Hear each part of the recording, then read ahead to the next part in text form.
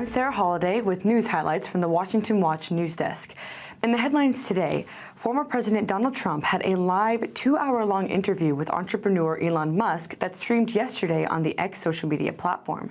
During the interview, Trump covered a lot of ground, discussing illegal immigration, energy, the economy, and foreign adversaries, including North Korea and Russia. I said to Vladimir Putin, I said, don't do it. You can't do it, Vladimir. You do it, it's going to be a bad day. You cannot do it.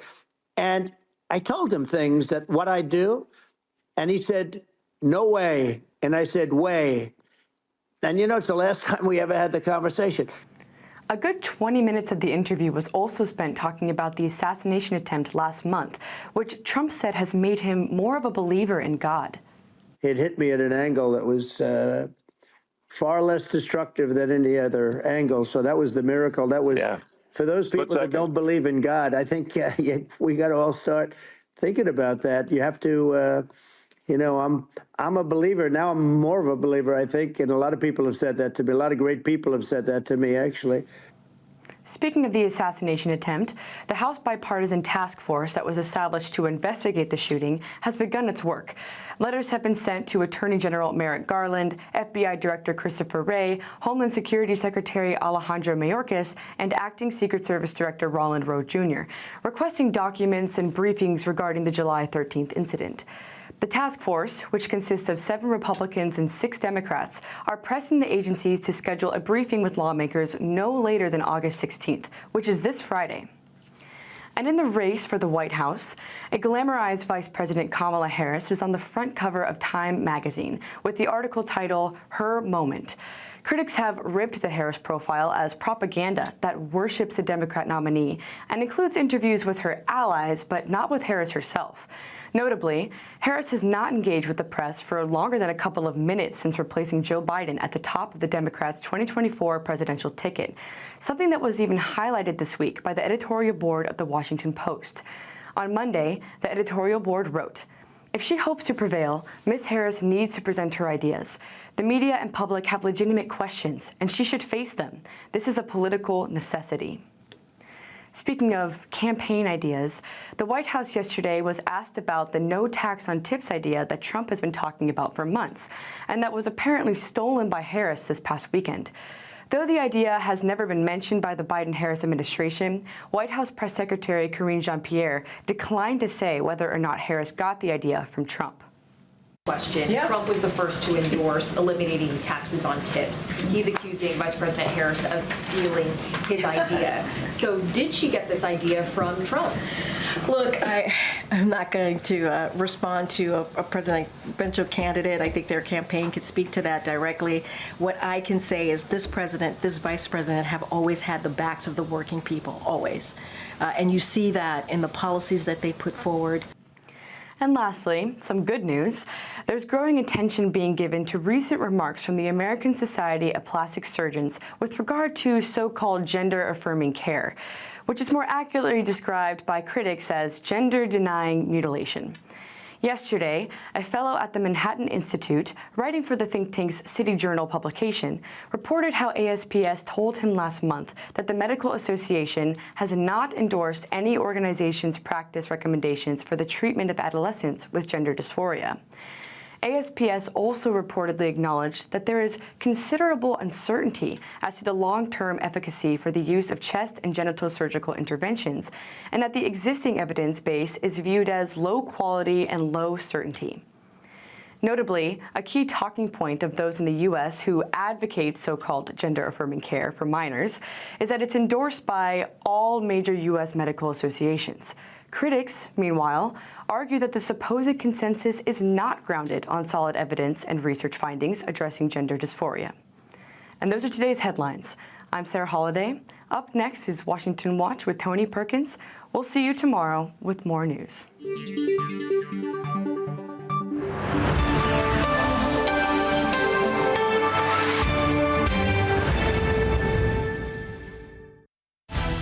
From the heart of our nation's capital in Washington, D.C., bringing compelling interviews, insightful analysis, taking you beyond the headlines and sound bites into conversations with our nation's leaders and newsmakers, all from a biblical worldview. Sitting in for Tony is today's host, Jody Heiss. Well, good afternoon, and welcome to this Tuesday edition of Washington Watch. I am Jody Heiss, a Senior Vice President here at the Family Research Council and President of FRC Action. So glad to have you on board with us today. We've got a lot coming your way. Let me give you some of the highlights.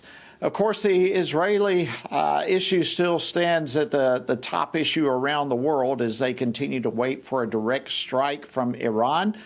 There are dozens of American combat ships, including a submarine with nuclear capability, that are now stationed in the Mediterranean Sea. Our focus is on de-escalating the situation. We have put these additional capabilities into the region to enable us, as I highlighted, to protect our forces, but also to support the defense of Israel should it be attacked. I'm not going to speculate or get into hypotheticals on when and if Iran launches an attack or one of their proxies launches an attack. Their public comments have been very clear, so we need to take those seriously. Well, that was Pentagon Press Secretary Pat Ryder speaking to reporters earlier today. And as regional alliances throughout the Middle East continue to shift, it's interesting that the Communist Party of China has seen its efforts to influence the region upended. And we'll be talking about that with China expert and Gatestone Institute Senior Fellow Gordon Chang here in just a few moments. And last month on Washington Watch, Tony and I both covered in great detail the Republican Party's 2024 platform. Well, now, with the Democratic National Convention taking place next week, a draft of their party's platform has been leaked. Now, it may not be the final version, but it absolutely provides some insight into their priorities heading into this election. And I'll be talking about that with FRC Action's Brent Kylan a little bit later in the program. And of course, as you can expect, the Democratic Party will be going all in on abortion as its top priority. But at the same time, there's a growing number of black pastors and faith leaders that have stood for life. And in fact, they are highlighting the racist roots of Planned Parenthood and the ongoing racism in the abortion industry. Everyone likes to talk about racism today. And I believe that if you are pro-abortion, you're also pro-racism. When you consider the inception of the abortion and eugenicist movement, it was a movement that was targeted solely towards eradicating and destroying the black community. That was Pastor John Amanchukwu on the Victory Channel's Flashpoint program late last week. And he's among some black pastors that are featured in a new documentary, the 1916 Project, which exposes the architects behind today's culture of death. I'll talk about the racism that has fueled the abortion industry when I'm joined later by Ryan Bomberger, who's the co-founder and chief creative officer of the Radiance Foundation. And then we have a major medical organization, the American Society of Plastic Surgeons. They have recently broke ranks from the manufactured consensus of other mainstream medical organizations when it comes to promoting gender procedures for children.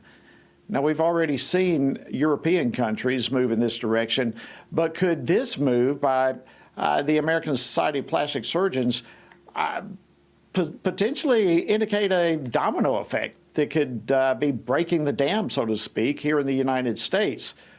Well, pediatric endocrinologist Dr. Quentin Van Meter, who is a member of the executive committee of the American College of Pediatricians, will be joining me for that conversation, a very important issue indeed. So we have a lot coming your way today. As always, our website to keep in front of you is tonyperkins.com, as we've got tons of resources there available, as well as archived programs, including this one, if you happen to miss any of it. All right, and don't forget, our friends at iVoter Guide have been working hard to finalize the iVoter Guide for this upcoming election. It involves national, state, and in many instances, local elections.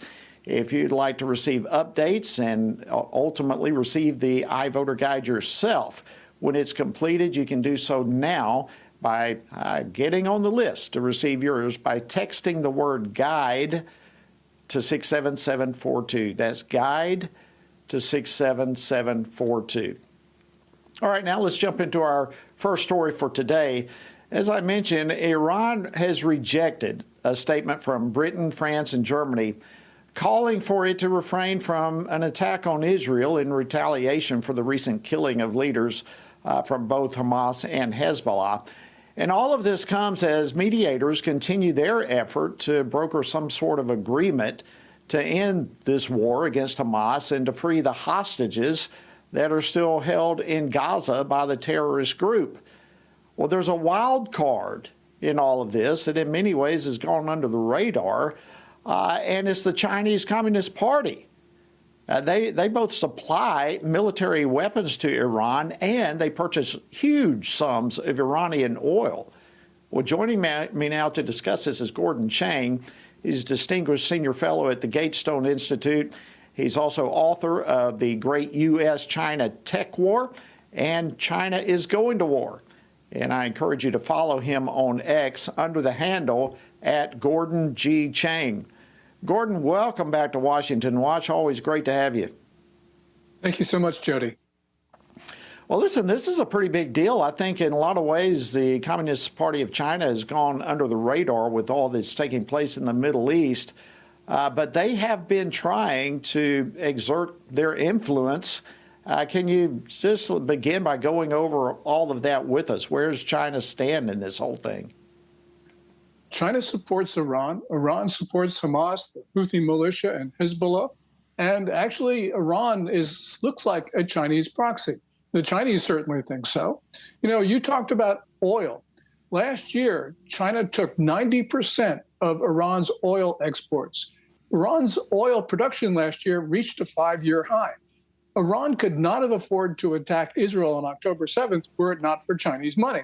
But it's more than just the money. It's also diplomatic support, propaganda support, and Chinese arms. Iran and all of its terrorist proxies have large quantities of Chinese weapons. So this is a Chinese attack on Israel. People don't look at it that way, but when you start looking at those relationships, it's clear that this is a China-sponsored war. Yeah, it really is, and that's fascinating. I'll just say it again, I don't think the majority of people understand that. They don't understand China's role in all of this. In fact, they hosted the 14 Palestinian factions in Beijing here recently, announcing some sort of reconciliation pact among them all. But how has the killing of now the Hamas political leader, Ismail Haniyeh, how has this killing affected the whole initiative and China's role, in your opinion? Well, China actually wanted Hamas to take over the Palestinian factions. And that was really the reason behind the Beijing Declaration that was signed in the Chinese capital on the 23rd of July. But with the killing of Haniyeh, what it has done is it's thrown Hamas into somewhat of a disarray. Now, they were able to appoint a replacement faster than most people thought, but nonetheless, they're still having problems in Gaza where they're losing control. And that means when China's proxy takes a hit, it means China is also taking a hit because now it really can't take Hamas and sort of put it into the forefront. So this is going to be a scrambled situation.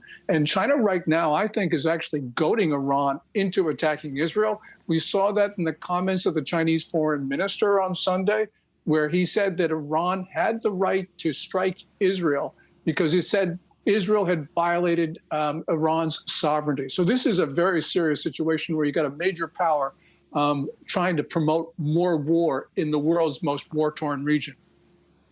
And I think the significance of all of that, Gordon, really lies in the fact that Iran really does depend heavily upon China for weapons and cash and a host of things. Isn't that true? Well, certainly, and even more so as time goes on. So what we are seeing is China destabilizing the region. And people might say, well, why would Beijing want to do that? Well, Xi Jinping reveres Mao Zedong. And one of Mao's main foreign policy moves was to create what he called chaos. He wanted chaos because he thought that would lead to worldwide Chinese rule. And so you see Xi Jinping promoting chaos, not only in the Middle East, but also in Ukraine, where he's backing Russia's war and also in North Africa, where China is fueling insurgencies that look like wars.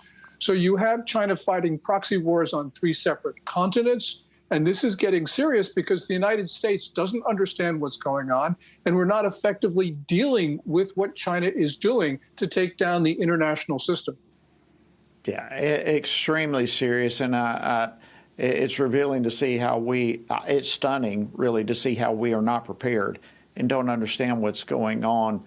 If I can, I'd love to switch topics on you. We actually dealt with this yesterday, but I'd like to get your thoughts on that, and that's in regard to Vice Presidential candidate Tim Walz.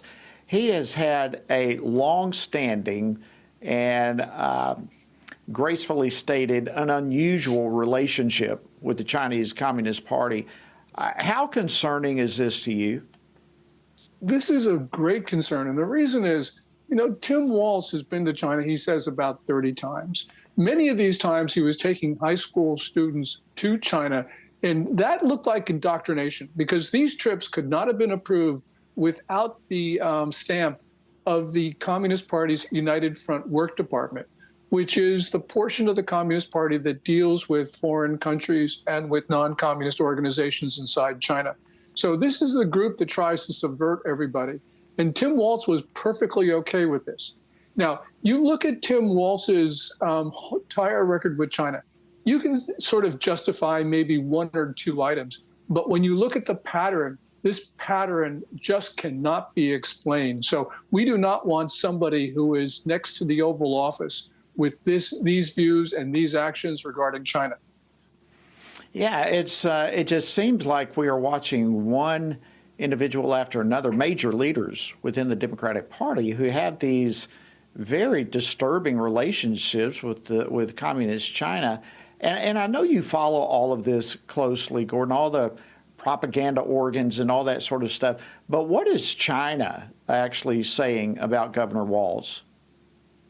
They actually sort of like him from what we can tell. There have been a number of Chinese academics who have spoken to Chinese state media. And although their views aren't official, they do give us an indication of what Beijing is thinking. And these guys are just ecstatic about Walz. And the reason is that they believe that he will take a much different point of view than either Trump or Biden with regard to China. So they think they've got an old friend who is going to be next to the Oval Office, which means that they believe that they can basically determine American foreign policy through Walz. And when you look at all of this through the lens of what you were just talking about with the role of China in Iran, it just seems like our enemies all about. It's frightening to think of our major political leaders cozying up to China. Gordon Chang, as always, it's an honor to have you on the program. Thank you so much for taking time to break all this down for us. Gordon Chang, Distinguished Senior Fellow at the Gatestone Institute. Thank you, sir. Thank you, Jody, and it's an honor for me to talk to you, so thank you. You bet. All right, friends, stay tuned. We've got a lot more to cover, a lot more to bring your way right after the break. We're going to talk about the Democratic National Convention that's approaching next week, and specifically, we're going to look at their platform. So stay tuned. We'll be back right after this break.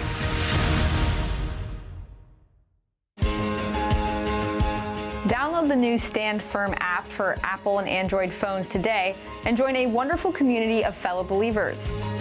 We've created a special place for you to access news from a biblical perspective, read and listen to daily devotionals, pray for current events, and more. Share the Stand Firm app with your friends, family, and church members, and stand firm everywhere you go. Hello, I'm Jody Heiss, president of FRC Action. Here in America, we thank God for the right to vote, and we can all agree on the importance of this upcoming election.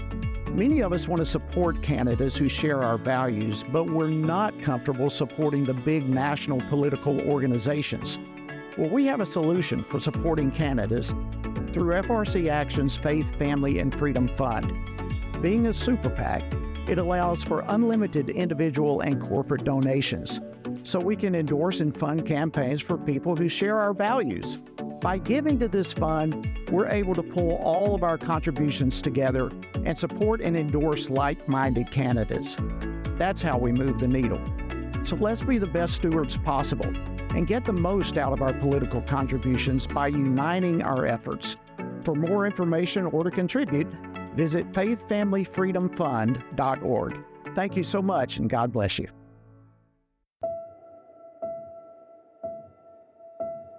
All of us are born with the desire to find truth and meaning. Where did I come from? What happens when I die? While our answers to these questions may divide us, we are united in our need for the freedom to answer life's biggest questions and make life's biggest decisions for ourselves. That's why religious freedom matters for everyone. Religious freedom matters because the powerful have long wanted to control those who are less powerful. Religious freedom matters because the freedom of those who are different is often threatened by those who believe different is dangerous. At the Center for Religious Liberty at Family Research Council, we promote religious freedom for everyone because the only alternative is religious freedom for no one. We encourage Americans and the American government to engage and advocate for the persecuted, and they do. We work every day to bring good news to the afflicted, to proclaim liberty to captives and freedom to prisoners. We do it because that's what Jesus does. We work to give freedom to others because we ourselves have been set free.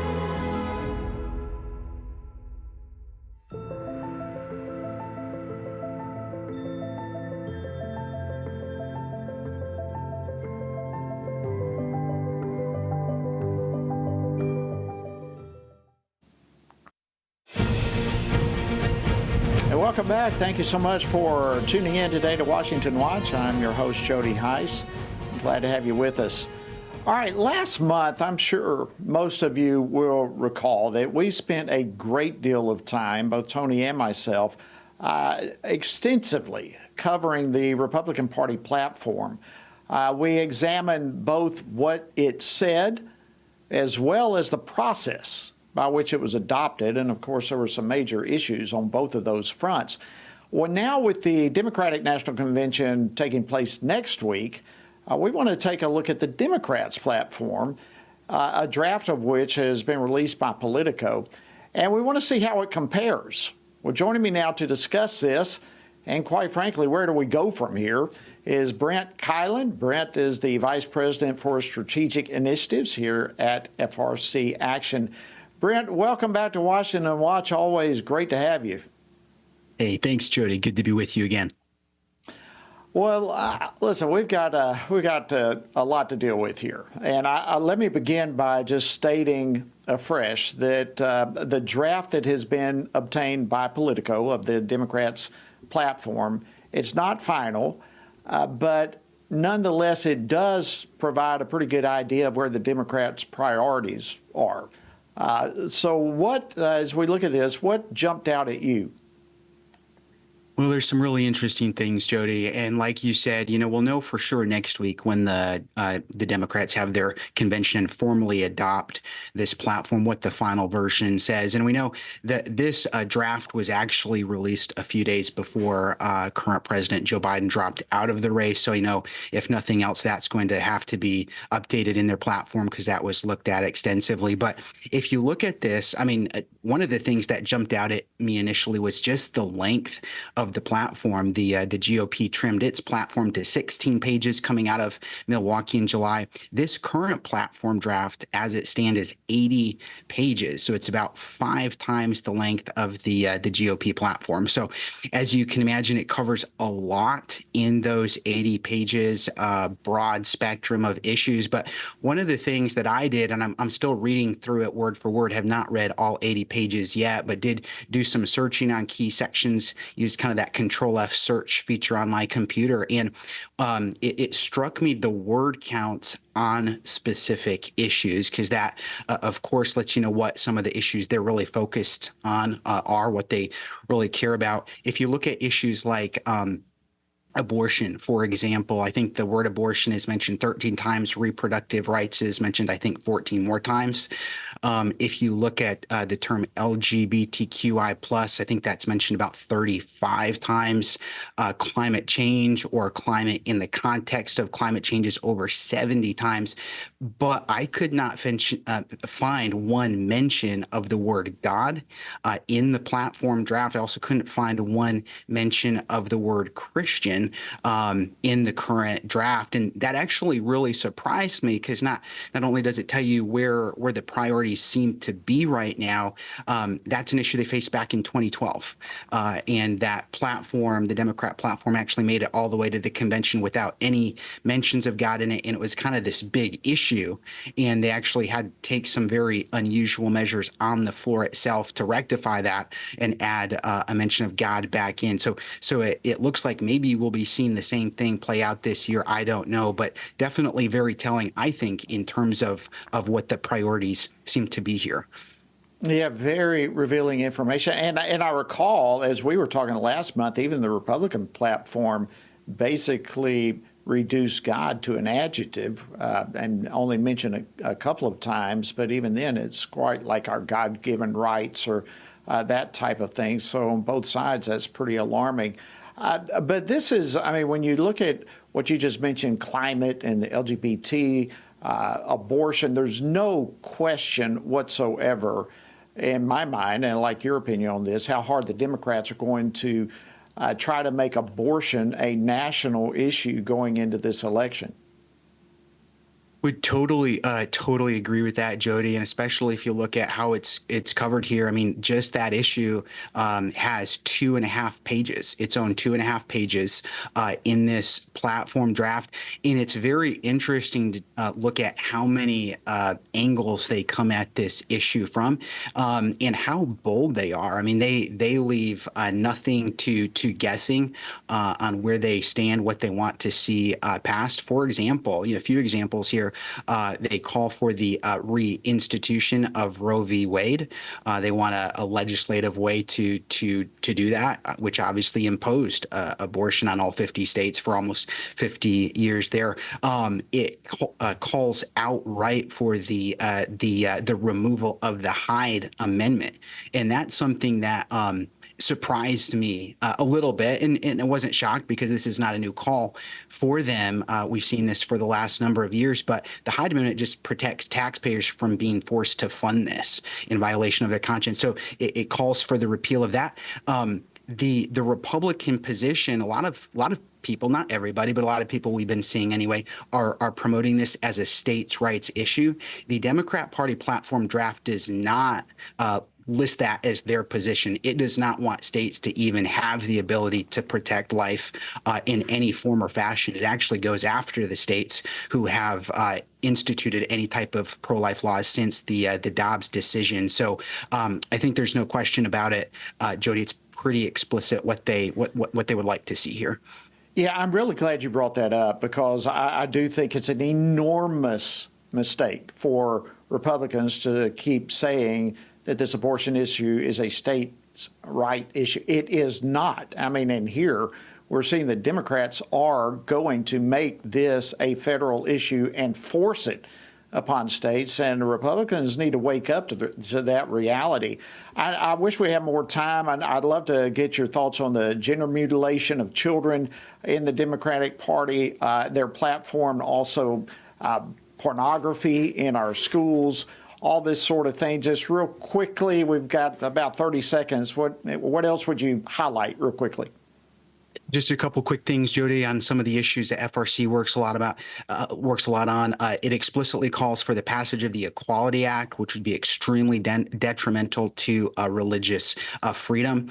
We've seen the parental rights issue become a really big issue over the last few years. The platform does talk about parents, but never really in the context of parental rights and wanting to make sure that those are safeguarded. So those were a few other things that really jumped out at me looking through this. Thank you, Brent Kylan from FRC Action. Always great to have you on Washington Watch. Thanks for breaking this down, and I'm sure we'll have you back to discuss it more. Sure appreciate it, Jody. Thank you. You bet. All right, after the break, we're going to be talking about how racism has fueled the abortion industry and how some black pastors are speaking up. So stay tuned. Much more Washington Watch coming your way in just a moment.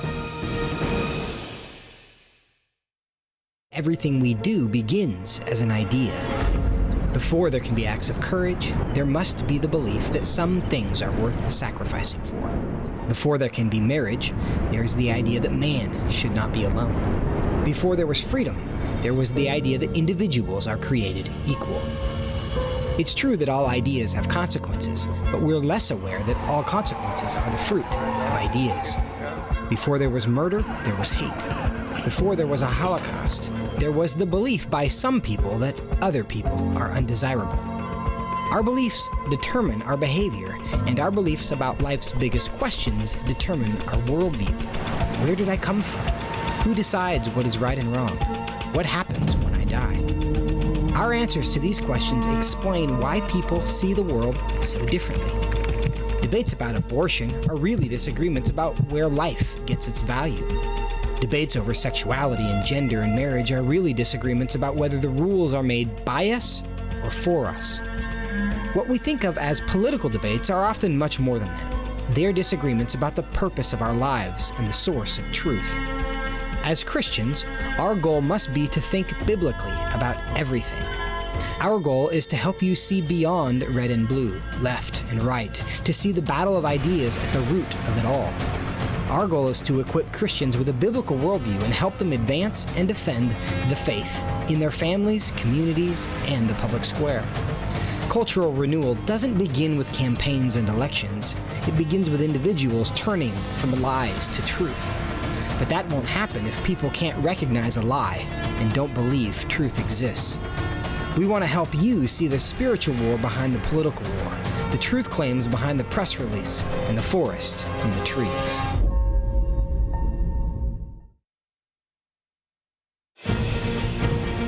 Good afternoon. Welcome back to Washington Watch. I'm your host, Jody Heiss. Glad to have you joining us today. All right, in the last segment there with Brent Kylan, I covered just how heavily the Democrats have leaned into the abortion issue, and they're going to be making it a central plank of their party.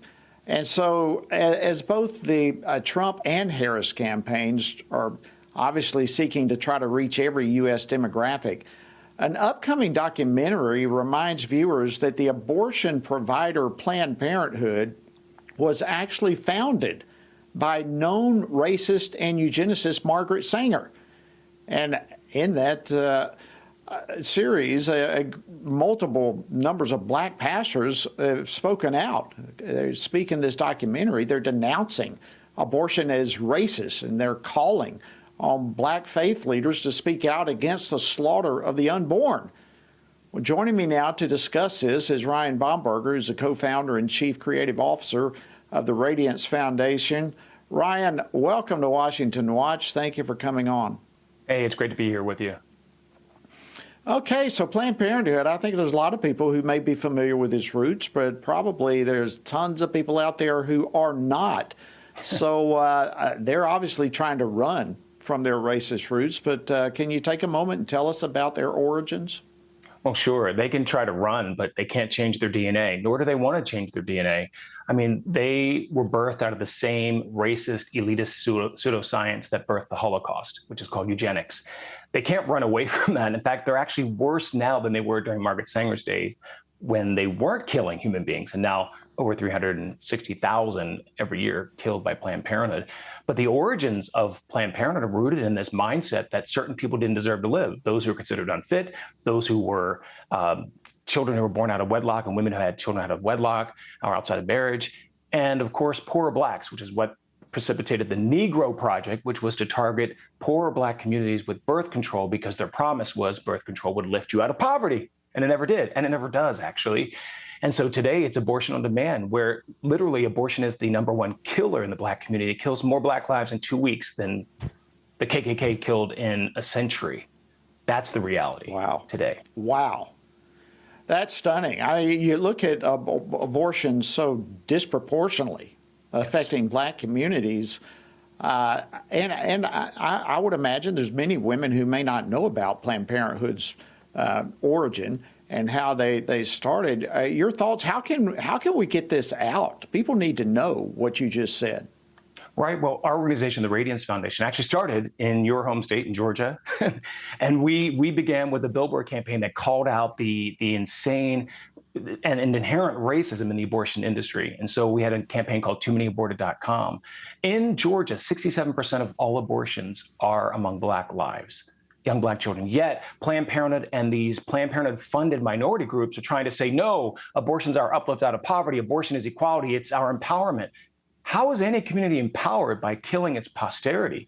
And in Georgia, 5.5 times higher abortion rate among Blacks than whites. First, abortion, no matter the color, is devastating and wrong and so tragic. But yet you have these Ford Foundation and Planned Parenthood Foundation funded organizations that are led by people with my complexion that are saying, wait, we need more abortions in the Black community. And we were saying, wait, there are too many aborted. One is too many. And so people not realizing the racist roots and the unsevered DNA or the unchanged DNA of Planned Parenthood don't realize. In fact, Planned Parenthood brags about it. They brag about how Black people are their base. That came from one of their emails. Of course, Black people are their base because we're their main customers. And yet today, Planned Parenthood touts itself as an anti-racism organization.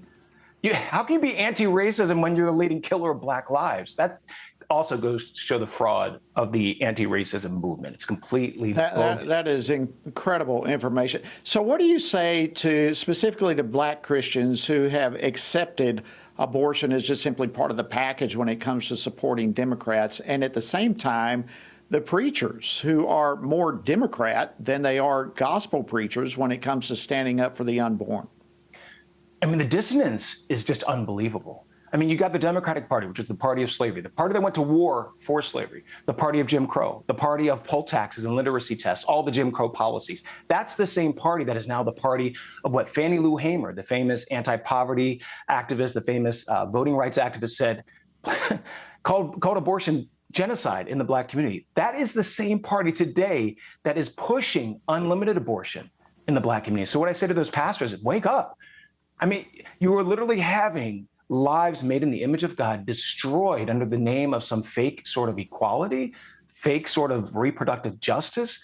The only justice that pastors or anybody else, any other Christian, I should say, should be concerned with is biblical justice. And it's not biblical justice to slaughter our unborn and to have women exploited by a multi-billion-dollar abortion industry. So we have to wake up. And I'm encouraged because I am seeing this awakening, this illumination. We keep fighting for it through the Radiance Foundation, but there are so many Christians who need to wake up. The Democrat Party is still the party that does not see us as being created equal. Less than a minute, Ryan, how are you seeing an awakening? What are you seeing out there that we can encourage people with right now?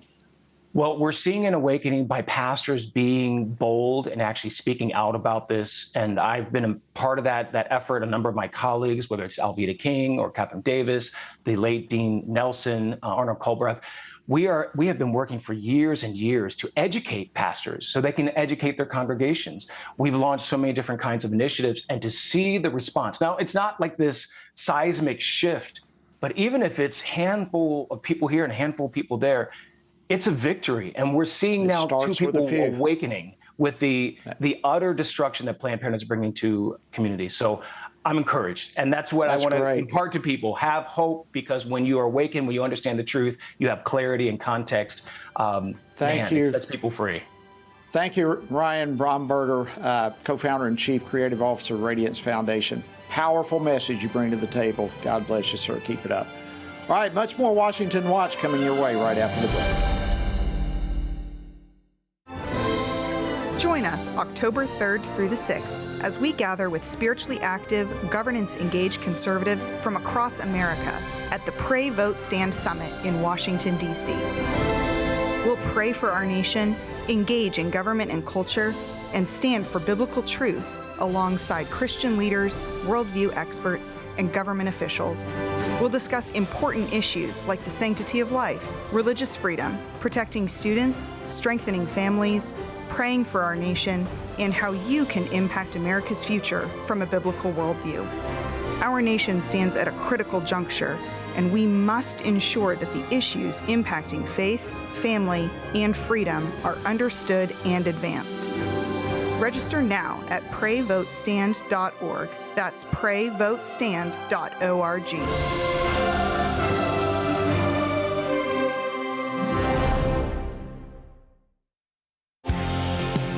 Jesus said in John 15, "These things I've spoken to you, that my joy may remain in you, and that your joy may be full." In 2024, in these divided and uncertain times, how can this be possible? By abiding in Him through His Word. At Family Research Council, we want to help you do that, which is the reason for the Stand on the Word Bible reading plan. In just 10 to 15 minutes each day, you will have read the entire Bible in just 2 years. But more importantly, you will be abiding in Him daily. Find our Bible reading plan at frc.org/Bible. And join Tony Perkins each weekday for a 10-minute devotional inspired by the daily reading and designed to encourage you on this journey through the Bible. Listen on Apple Podcasts, Spotify, and YouTube. And remember, the grass withers and the flower fades, but the word of our God will stand forever.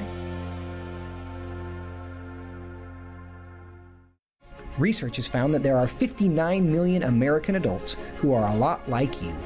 There are millions of people around the country who are born again, deeply committed to practicing their faith, and believe the Bible is the reliable Word of God. But that's not all.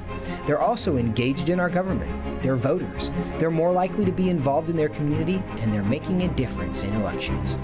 The problem is that a lot of them feel alone too. We want to change that. FRC wants to connect these 59 million Americans to speak the truth together, no matter the cost. If you want to learn more about this group and what it means to be a spiritually active, governance-engaged conservative, or if you want to find out if you are one of these sage cons yourself, join us. Go to frc.org/SAGECON, SageCon, to learn more. That's SAGECON, SageCon, to learn more.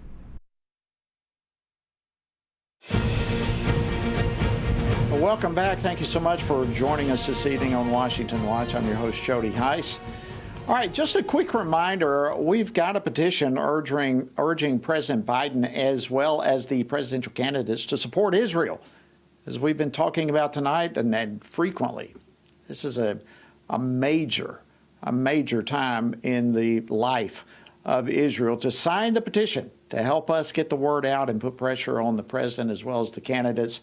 Go to frcaction.org/support or simply text the word support to 67742 and let your voice be heard with us to stand for Israel.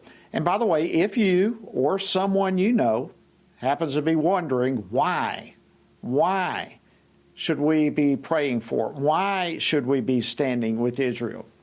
Well, Tony Perkins, our president, has a brand new resource out answering that question. It's entitled, Why We Must Pray For and Stand with Israel. Folks, this answers the question. And you can get a digital copy of it when you give a gift of any size to FRC. So to learn more about this opportunity, text the word Israel to 67742. We want you to be prepared to answer that question, why, when it comes your way. All right, recently, this is big news. The American Society of Plastic Surgeons, which happens to represent some 11,000 members, and they make up more than 90% of the field in the U.S. and Canada. Well, they broke ranks with most medical associations when they backed away from endorsing interventions or gender mutilations for children and adolescents who have gender dysphoria. So this is a major development, because one of the primary reasons that both lawmakers and courts have given time and again for supporting so-called gender-affirming care is that they say all the U.S. major medical associations support these harmful procedures. So as the evidence continues to pile up against all these procedures, as well as the lawsuits from those who have suffered at the hands of so many of these doctors, could this, right now, could this be the first of many dominoes that are about to fall? Well, joining me now to discuss this and more is pediatric endocrinologist Dr. Quentin Van Meter. He's the immediate past president and now executive committee member of the American College of Pediatricians. Dr. Van Meter, welcome back to Washington Watch. An honor to have you. I'm glad to see you again. Thanks so much, Jerry. Okay, so let's talk about this. The American College of Pediatricians has long opposed these procedures, but the manufactured consensus, and I say that deliberately, the manufactured consensus among almost all the medical associations has been used by activists to support all these harmful procedures. So what is the significance, in your opinion, of this now bold position from the American Society of Plastic Surgeons? I think the move says that the organization membership is beginning to realize that they might be being run amok by a small group of activists in their midst. And so the way that the professional societies work is that physicians belong. Many of these organizations require a board certification in that specialty. And so being a fellow, so-called, in these organizations is an honor. It sort of shows that you have academic precedent behind you, you're well-trained, you're certified in your field, and you're looking for like-minded colleagues to join together and look at the broad range of issues that your specialty needs to work on or improve, or to, for the patient advocacy, or for the advocacy of the physicians in the organization themselves.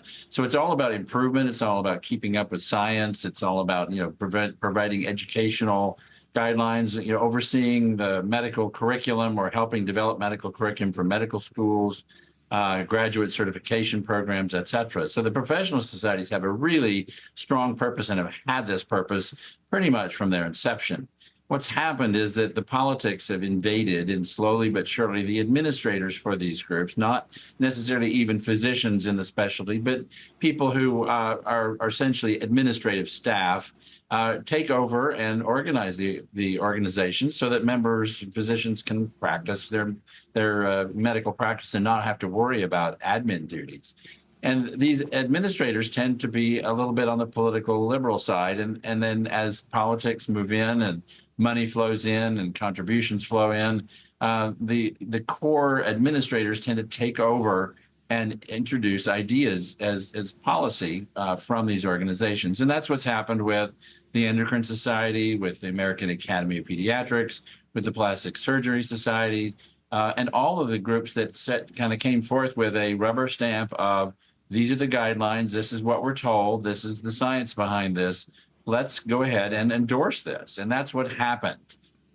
When the membership begins to be a little more agitated about what's being said, because the science is not in support of these transgender affirmation tactics, then they start to get inside and say, we're questioning this. And the plastics surgeons got to, amongst themselves decided, no, we've looked at the science. It's blatantly not there to support removing healthy organs and trying to transform a body to the appearance of the opposite sex from the biologic sex. And so they just stood up and said, there's no science. We're not going to endorse this anymore. And our hope that these will begin to waken up members of other professional societies, such as the American Academy of Pediatrics, and say their membership now wants to call into question with their administrators, where did this policy come from? It's not based on fact. It's based on hopes and whims, and it's experimental to do these things to children. And so that is what our hope is, that other organizations will wake up. We are in a coalition with some 30,000 physicians worldwide, with the Declaration for Protecting Children, which is the doctorsprotectingchildren.org. It's a good, wonderful place to go and see the declaration that calls into question the science behind social, medical, and surgical interventions to facilitate the appearance of a child to pretend to be the opposite sex. Well, I think you hit it on the head with so much of what you just said, but bottom line, when you said this all went wrong when government got involved, it's a political, when it became a political issue, that's when lives started being destroyed. That's where all the science went out the door. And I mean, we've all heard the old adage, if someone knocks on your door and says, I'm from the government and I'm here to help you, that's when it's time to run. And the same is true when we're dealing with medical associations. When politics enters the equation, it seems like everything always goes downhill. And as we have in this case, the ASPS has acknowledged that there's all sorts of uncertainty to the long-term efficacy for chest and genital surgical intervention. They talked about the evidence base is viewed as low certainty. Now, that has a specific meaning. Can you explain that to us? What does the low certainty mean from a medical perspective? Well, it says that there is no scientific proven evidence that what they're recommending actually is beneficial. And medicine needs to progress with evidence that is, positive, that looks at potential harm versus benefit and balances that fairly, and does not fall into an ideology instead of science. And so the low basis for certainty should essentially put a screeching halt to recommendations for interventions such as surgical manipulation or excision of healthy organs to try to have the patient appear to be the opposite sex in order to satisfy their emotional uproar, which is going on internally. So the low certainty is really important. It's not politics. It's not, this issue has nothing to do with, if you're on one side of politics or the other, you'll be for or against these interventions. This should take politics out of the picture and says, let's just go back down to the basics and say, if you put mayonnaise on your nose, is that going to cure cancer? And the likelihood is that the evidence is very low that that's a benefit. And therefore, we should not recommend as an organization that you put mayonnaise on your nose to cure all of the cancer that might be in your body. So that, it's not whether or not you're leaning left or leaning right. It's like, wait a minute, let's just look at the science and let's say, above all things, you don't want to do harm. Yeah, absolutely. That's a great illustration. And I think that's something that everyone puts a smile on their face, but they say, yeah, I get it. I get it. And the low certainty is back to science, where all of this ought to be from the very beginning. Now, when I look at this, and of course, in all fairness, everybody knows this, but I'm no surgeon, I'm no doctor, so this is your league, not mine. But when I look at all of this, plastic surgeons, they're in many ways on the front line of all of this, right? When you have these radical surgeries, obviously it requires a plastic surgeon to come in and repair all the damage that's been made and try to make that boy now look like a girl or that girl now look like a boy or whatever the case may be. Plastic surgeons, they're kind of on the front line of all of this and they're required. So how could that reality, that they are kind of the tip of the spear in many regards of all of this, how do you think that reality may have affected their position, that they just realize we're headed for all kind of lawsuits, all kind of problems, the reality, low certainty, we're on the front line of these surgeries, we better get real with all of this. Was that part of their thought processes, you think? Well, I think they are physicians at heart, okay? So their whole purpose is to do no harm, and their purpose is not to gloss over things with something that's touted to be a cure, but which they really know is not a cure. So plastic surgeons are in the unique position of having to be very well versed in mental health, because they can't really just sort of punt and say, okay, we're going to send you to a mental health professional, and whatever they say, we're going to believe. All we are as technicians, we're just the guys in the garage who fix your car. No, they are actually looking at the whole human being, and the ethical nature of the plastic surgeons who do so well and are caring so well for their patients is that they clearly state to the patient up front, what are your expectations? Because we're not going to be able to do something that's impossible. If it's in your mind and you're never going to be satisfied, if it doesn't really hit the nail on the head, we do not want to be responsible for having done something to you in an effort to cure your sense of your poor appearance. There are realities. And so we are going to be very ethical at what we do, and we're going to refuse to do things that we really feel are not ethical and not based on science. Great perspective there. How does all this track, if you will, with the developments that we've seen over the last year or so in Europe, where they have been backtracking on all of this, and now maybe this is yet the beginning of a momentum for backtracking here in the U.S. But how does all this track with the developments in Europe? Well, again, they were, Europe tends to be progressive politically. So what they did, I believe, is to say, let's keep politics out of this. Our systems in many of the countries are essentially socialized medicine. So government is the provider. Government is the arbiter of what can and cannot be done, or should not be done. And they began to look at the real outcomes, because they have been in the business of working with gender dysphoric patients, both children and adults, for about 10 years more than the United States has been. So they started looking actually at 10-year and 20-year outcomes, because that's important. You really want to do something. If you're going to provide a treatment, you want to be sure that 20 years out, you've got survivors. You've got people who are positive, that have borne the benefit of the interventions and are much better off in the long run. And they found that wasn't the case. That when you waited past 10 years and got out toward 20, more and more people were falling down with the problems that they had that were there from the beginning that had never been adequately addressed.